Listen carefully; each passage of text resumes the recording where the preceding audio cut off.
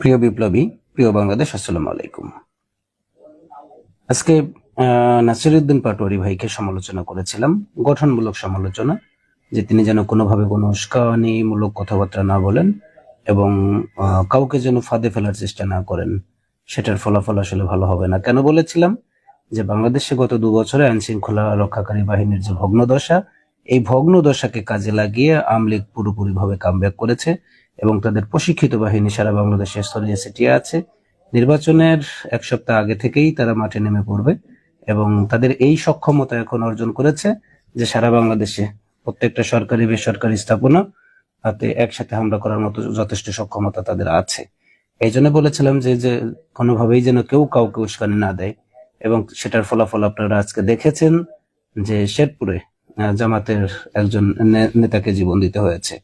এবং আপনারা যদি একদম ঢালাভাবে এটা বলে দেন যে এটা শুধু বিএনপির নেতারাই করেছে, আপনারা এটা ভুল করবেন।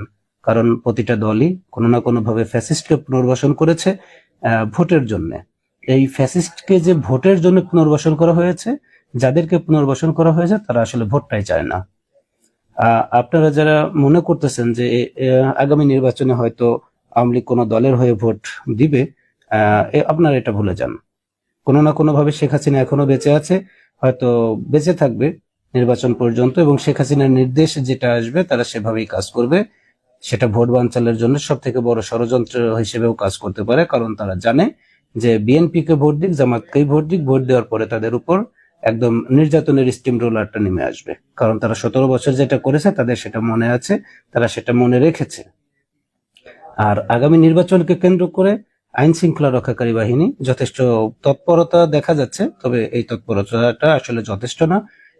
এবং আইন শৃঙ্খলা রক্ষাকারী বাহিনী ইচ্ছে করলেই আইন শৃঙ্খলাকে যথেষ্ট ঢেলে সাজাতে পারবে না। কারণ আপনারা দেখেছেন যে রাজনৈতিক দলগুলোর ভিতর, বিশেষ করে বিএনপির যারা আছে, এরা কেমন যেন শৃঙ্খলার বাইরে চলে যাচ্ছে। আর শৃঙ্খলার বাইরে যাওয়ার যথেষ্ট কারণও আছে, যেটা আপনাকে বলেছি যে আসলে ভোটের জন্য যাদেরকে পুনর্বাসন করা হয়েছে তারাই আসলে ভোটটা চায় না। তারা যখন ভোটটা বানচাল করতে চাইবে, এই নির্বাচনকে ভন্ডুল করতে চাইবে, তখন তাদেরকে ঠেকানোর জন্য বড় দুটো রাজনৈতিক দলকে অবশ্যই তাদের আবার একই টেবিলে বসতে হবে, একই আলোচনার টেবিলে আসতে হবে। না হলে কি হবে, তৃতীয় পক্ষ যখনই এটার সুযোগ নিতে চেষ্টা করবে, তৃতীয় পক্ষ যখনই সুযোগ নিবে, তখন আইন শৃঙ্খলা রক্ষাকারী বাহিনী একেবারেই ভেঙে পড়বে। তাদের হাতে যথেষ্ট সক্ষমতা থাকবে না এই নির্বাচনকে সুষ্ঠু এবং স্বাভাবিক করার জন্য। আশা করি আপনারা সবাই বুঝতে পারবেন। কেউ কাউকে উস্কানি না দিয়ে আমার মনে হয় যে বিএনপি এবং জামাতের ভিতর মধ্যস্থতা হওয়া উচিত এবং এই নির্বাচনে যেন কোনোভাবেই প্রাণহানি না ঘটে।